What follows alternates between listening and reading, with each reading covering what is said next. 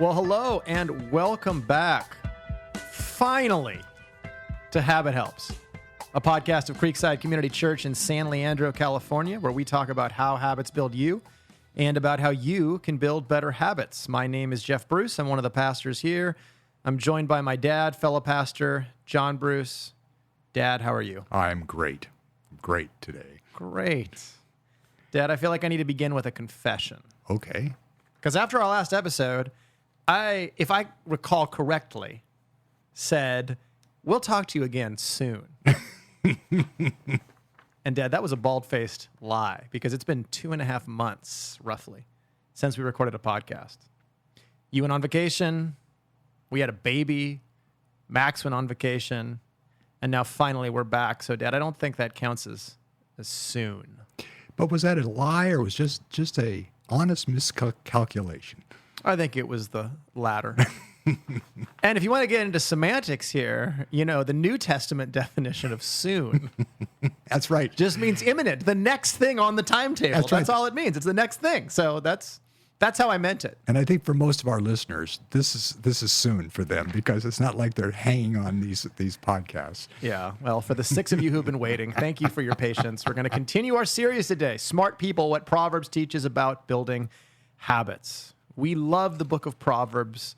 And one reason I love it is because it helps us deal with life between the verses. The Bible doesn't give us a sort of code book for what to do in every situation, but it does paint a picture of what wisdom looks like, and that's the book of Proverbs. It shows us how to develop skill in living so that when we encounter complex situations, we'll have the right priorities and habits and skills in place to navigate through them artfully, to work with the grain of God's universe. So that's what we're talking about here. That's Proverbs, skill in living. We're looking at the habits Proverbs commends. We've looked at foundational issues, things like learning, fearing God, growing in wisdom. And today we're going to get more concrete. And Dad, what is more concrete than concrete? The only thing more concrete than concrete is money, what we're talking about today. Cold, hard cash. The Bible, and Proverbs specifically, has a ton to say about managing God's money. And so that's what we're going to talk about for 2 podcasts, Dad? I think so. 2 podcasts over the next year or so? Great. 2 podcasts. And today we're talking about being stupid with money, right? Exactly. Just signs of financial mismanagement, according to Proverbs. Great. Well, I have never been stupid with money, but yeah, stupid with money, 5 things. So, Dad, why don't we go through them? 5 signs of financial mismanagement, according to Proverbs. Great. Well, these are in no particular order, but the first one that I thought of was overdue bills. Proverbs 3, 27, 28, do not withhold good from those to whom it is due when it is in your power to do it. Do not say to your neighbor, go and come back, and tomorrow I'll give it. Do not say to your neighbor, go and come back, tomorrow I'll give it. Whoops, I had that twice. When you have it with you. So the idea there is, I think we've all been in this situation where we've got a big bill that's due and we've got the money in hand, but we're afraid to spend it because then we won't have it if something else comes up. So it's easy to push that down the road and not realize we're actually cheating the person that we owe that money to. So the idea of not paying your bills on time is a sign of foolish financial management, I think. Would be the idea. And I think it gets back to the fear of God. Yeah. And taking God seriously. Because if God gives wealth, as Deuteronomy says, God is the owner of all things. If something is due and God says it's due, this is God's money you're dealing with. Exactly. And so God takes it very seriously that we honor our financial commitments. And it is true that when you have a late bill and you kind of go, oh, I have the money, but there's this, what's underneath that is really, if I follow through on my commitments, I won't have enough left over. Yes. And so what that really reveals about me is that I don't trust God to provide and honor the decision to obey him. Yes, exactly. And I think that's the idea that if you honor God, he will bless that, regardless of how much you've got. Proverbs 11:24 says, there is one who scatters and yet increases all the more. There is one who withholds what is justly due and yet it results only in want. Yeah. So I think the question is, if your finances are not be blessed right now, the issue is not that you're not making enough money. The issue is how you're handling the money you do have. Yeah. Because if God's not blessing you, you will always lack, regardless of how much you make. Right. Yeah, and that is one of the it shows the lie of one of the great what's one of the great misconceptions in our culture is just, well, if I just made a little more, I would get out of these situations.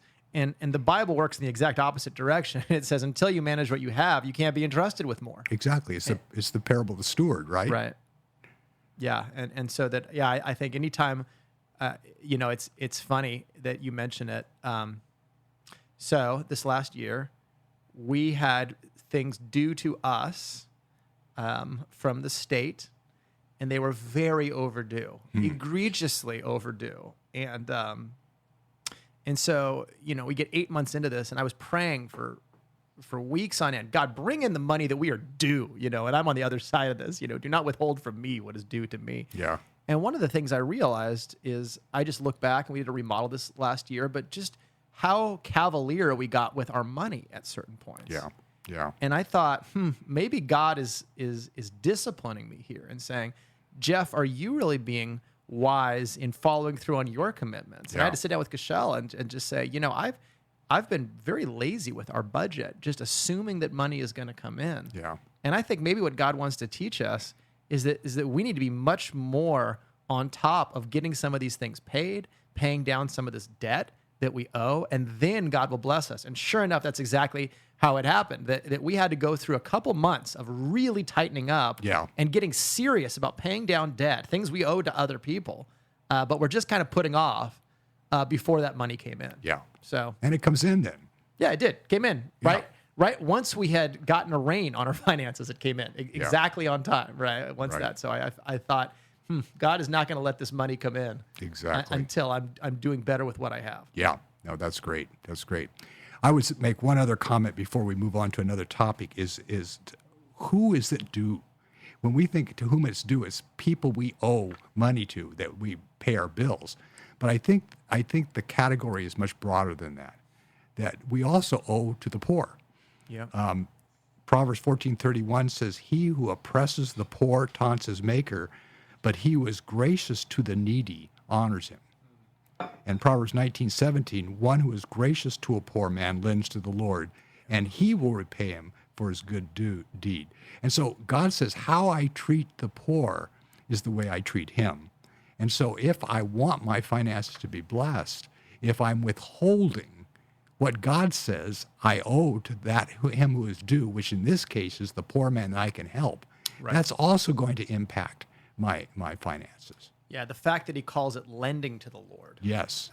It's stronger than just charity. Yes. There's a sense of obligation in it, and it kind of cuts across a lot of these modern discussions of justice, right? Because when we think of justice, sometimes it can be this very narrowly exactly what you're recompensed in some way. Right. But I think Keller says this in Generous Justice. If you start with this idea that God owns everything, then God has the right to determine what you give to. Exactly. And God says, I have blessed you to bless others. So you actually have an obligation to be generous in this way toward the poor. And so generosity and justice actually go together much more closely in the biblical story than I think sometimes they do in modern discussions of justice. So it doesn't fit neatly into either right-left spectrum on how we think about this with money. It is generous.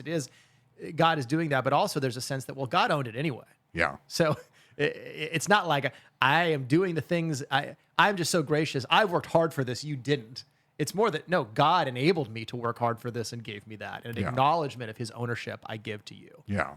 And I'm not generous. I'm just responsible. Yeah. It's a different perspective. Rather than patting myself on the back for what a generous person I am, I'm saying, no, I'm not that generous. I'm just being responsible, realizing who gave this to me. And who I give an account to. And who I'm going to give an account to. I want to be responsible and that I use it well. Yeah. It's good. Okay. So here's another one. Yep. Another symptom of poor money management, according to Proverbs, is get rich quick attitudes. And Who of us is not guilty of that? But Proverbs 28:22 says, a man with an evil eye hastens after wealth and does not know that want will come upon him. Proverbs 20:21 says, an inheritance gained hurriedly at the beginning will not be blessed in the end. And finally, Proverbs 28:20, a faithful man will abound with blessings, but he who makes haste to be rich will not go unpunished. And I've found in my own life that any time there is a deal, you've got to buy it now. You've got to invest today. You've got to. This is going to be gone tomorrow. I've learned to walk away from it. Yep. Because if hurry is involved, it's not going to be blessed. Yep. No matter what. Yep. It's so funny. Because it's just everywhere in our culture. Yeah. Yeah. No, it's what fuels marketing. Mm-hmm. Here is a great opportunity, but you won't have it tomorrow. Right. Yeah. Don't consider it. Right. Don't investigate this. Right. Yeah. I mean, what kind of idiot wouldn't invest in, tax liens with an 18% return, right? Exactly. Guaranteed for years, right? And it's, yeah. No, I think, again, it relates to the fear of God. Yeah. Because God says, I'm going to teach you to work and labor because work is good. And then I'm going to give you something and you're going to build wealth slowly in almost every case as you prove yourself trustworthy. And you're saying, no, God, I don't need to prove myself trustworthy of managing wealth. I can get wealth now. Yeah. And once I have a lot of wealth, my life will be taken care of and I'll be good. And that mentality is never blessed by God. Right. And there are innumerable cautionary tales that should keep you from that, like lottery winners. Yeah. Like athletes who have never learned to manage money, who then come into tons of money and have no idea what to do with it. Yeah. And so, there's just countless examples of this, that money that comes quickly goes quickly. Exactly. Yeah. And I've seen that in businesses, that an inheritance gained hurriedly at the beginning will not be blessed in the end. And they do really well for a while. And then they never develop the discipline or the practices or the systems of how to do what they're doing. They were just lucky. And so once the market changes, they have no way to stay afloat because they never developed what they needed to do to be successful. Right. Yeah, basically they found a product. They didn't have a business. Exactly. Yeah. Exactly. So anyway, if you're in a hurry to get rich, you are indulging in unbiblical financial practice, unwise. This one goes without saying, but I'll say it anyway. Third characteristic of unwise financial practices is financial dishonesty. Just being dishonest about what you're doing. Proverbs 13:11, wealth obtained by fraud dwindles, but the one who gathers it by labor increases it. So the issue isn't how much I make, it's how much I keep. And Proverbs teaches easy come, easy go. Yeah. Essentially is that. If I don't earn it honestly, I'm going to have a hard time keeping it. That's the idea. What do you think we're tempted to that? Because I don't think of myself as someone who's out to defraud people. Yeah. But where do you think people succumb to financial dishonesty? That's a good question.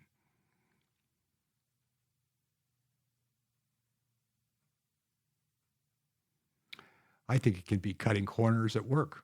Yeah. I think it could be shortening your workday. Yeah. It can be taking company stuff home to use for personal use. Yeah.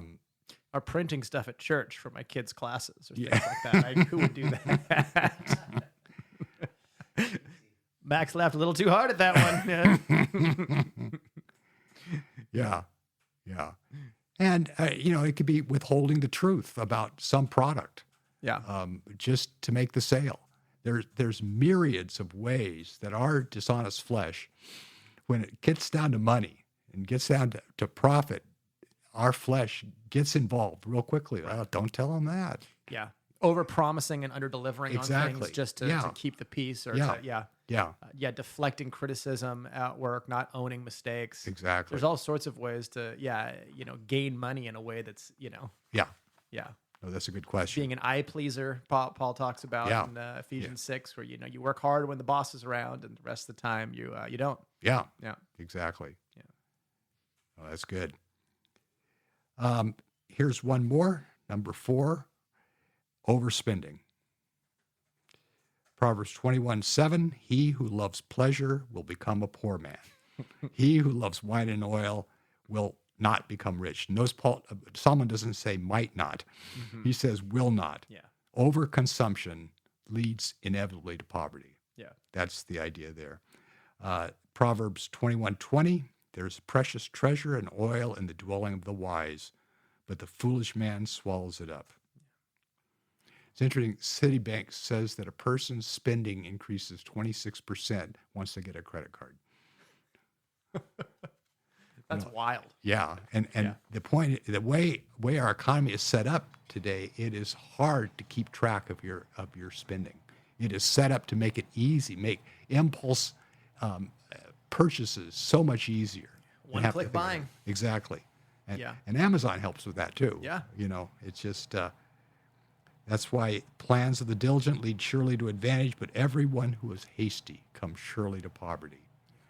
And I think so many people are struggling with their money right now because of hasty, unplanned decisions to spend. I mean, how many things have I spent money on this year? I'd rather have the money back than have that thing. Yep. Most things, really. Yeah, I think you can overvalue money and you can undervalue money. Yeah. And I think that in a consumption-based economy like ours, where you every company is trying to create a new iteration of something that you don't actually need to survive. Yeah. Yeah. In order to stimulate their own growth. Yeah. You are being presented this image of value. Yeah. This thing is more valuable than the money you have to give away. Instead of saying, well, my money's really valuable, actually. Yeah. This money could go to lots of things, and to just let it out of my hand so easily. Yeah. Without Yeah. reflection, without, will I actually, not just do I need this, but will I even enjoy this? Yeah. Yeah. Is it even enjoyable? Because if it's just completely fleeting, then why? Yeah. So Yeah. Yeah.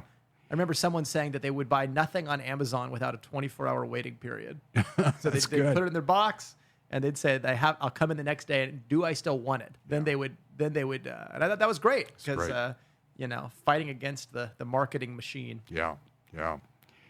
Read a book, great book years ago, and you can get it at the public library, but it's called The Millionaire Next Door. And it looks at the majority of millionaires in America. And surprisingly, they did not inherit their wealth. Yeah. And they were not paid a lot of money. Mm-hmm. They just were very diligent in spending only what they needed to spend and saving the rest. And now they are in great shape financially, while their compatriots who spent all and overspent all have nothing. Yeah. And it's a very encouraging book. Yeah. Yeah. To paraphrase the proverb, right, that there's one who appears to be rich yet has nothing, and there's Yeah. one who it is rich and appears to have nothing. I forget exactly how it goes, but Yeah. it's true because it also puts to light this idea that the rich are the wealthy relative to the rest of us. All of them are just lavish and exorbitant in the way they live. Yeah. And just and some are, but by and large, people with wealth accumulated. They got there by not spending their money. Exactly. And they were looking for ways to save. Yeah. And they were buying used cars as they accrued wealth. Exactly. They were not moving into the biggest home they possibly could in the neighborhood. They were not buying the extra thing all the time. Yeah. They were very disciplined, and that's why they're sitting on wealth, is because they didn't spend money. And even billionaires I've seen operate by that principle. And you look like Warren Buffett. He did not get rich by spending money. Yeah. Yeah. So Yeah. Yep. That's it exactly. So overspending. The final one that Proverbs warns against is debt. Some debt, like mortgages, is unavoidable. yeah. But Proverbs doesn't forbid debt, but it strongly warns against it. Yeah. And Proverbs 22:7, the rich rules over the poor, and the borrower becomes the lender's slave. So just to realize that when you go into debt for something, you are losing control Yeah, I'm losing freedom. over your life. You're losing freedom. Yep. And so that's why it's to be very careful about using debt as an instrument, unless you. I think debt can be used if you have the money and you can pay it off right away. Sometimes it's an investment strategy. Yep. But for the most part, if your debtors were to come and say, we want the money you owe us right now, and you would be in bad trouble, that's probably a situation you don't want to be in. Yeah, if the loan could be called Yeah. and my life is ruined Yeah. in some ways, Yeah. that's a sign of trouble. Yeah. That I'm way over leveraged Yeah. in the way I'm living my life. Yeah. Exactly. Yeah, no, that's good, and it's interesting. The biblical take on debt.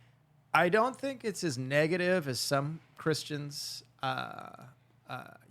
Right. Hot take, Dave Ramsey, probably maybe a little more extreme Yeah. than I would be on this in terms of debt is dumb. I would say debt is dangerous. Yeah. Yeah. And debt does limit your freedom. Yeah. And the people I've seen who use debt well, it's not credit card debt. No. It's not. It's they're leveraging an asset in Right. order to produce more. It's parable of the talents kind of stuff. Yeah. Luke 19, where it's I have a plan to make money and to leverage in this way, but I'm not over leveraged at all. Exactly. And I'm using this to create more wealth, Right. more assets to multiply for God's kingdom. Now, that being said, the Dave Ramsey side is in reaction to where our culture is, which is just that debt is delightful and Yeah. that debt is so unavoidable that you sort of have to go into debt for everything. Beyond a house, to buy clothes, you have to go into debt. And to Yeah. buy a car, you have to go into debt. And do everything you want to do in life takes more debt. And the more you buy into that mentality, the more you're just going to have debt all the time. Yeah. Yeah. And and it's the opportunity cost, because the things you're owing on, you're not investing in something else. Yeah. And so it's not just that you're owing over here, it's that you're missing the opportunity to invest over here and create wealth. Yeah. Yeah. Yeah. So, That's good. yep. Good. I seem to have one more. You had 5. There's a bonus. There's a bonus one, and this is Proverbs warns against is kind of two sides of the same coin. Yeah. Self-satisfaction or discontent. Those two things. So, for example, Proverbs 17:5 says, "He who mocks the poor reproaches his maker." And the idea is to despise the poor is to despise God's creation, which is the same as despising God. So money is not a way to keep score. That's the idea. It's just a tool to use. Yeah. And if you begin to evaluate people on the basis of how much money they have, you're self-satisfied because you have enough, you've missed the whole point. Ecclesiastes 5:4 says, "He who loves money will not be satisfied with money, nor he who loves abundance with his income." Yeah. And cheated there, but same author. So, I think the main one is Proverbs 37:9. "Two things I ask of you, do not refuse me, for I die. Keep deception and lies far from me. Give me neither poverty nor riches. Feed me with the food that is my portion, that I not be full and deny you and say, 'Who is the Lord?' or that I not be in want and steal and profane the name of God." Yeah. So this is the thing of either making money a false basis for confidence. I'm going to be fine because I've got enough money. Right. Or it's disaster that I have to worry about money all the time. But no, you trust God and use what he's given you and trust him for whatever else you need. Yeah. Yeah, you said self-satisfaction and discontentment are two sides of the same coin. Yeah. How so? Well, it's the coin of money. Yeah. I am self-satisfied because I have enough money. An apt analogy. The coin of money. Yes. Yes, I know. I'm aware of that type of coin, the money coin.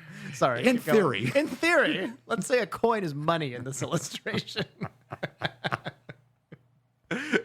Yeah, so two sides of the same coin. Yes, Yeah. exactly. Yeah, it's good because I think those are the two great dangers in a time of when there's stratified wealth. Yeah. And so you live in a society where there's there's real poverty and insane amounts of wealth Yeah. Yeah. is that you're more aware than ever of where you stack up relative to other Yeah. people. Yeah. And there is this subterranean belief that good people are wealthy people. Yeah.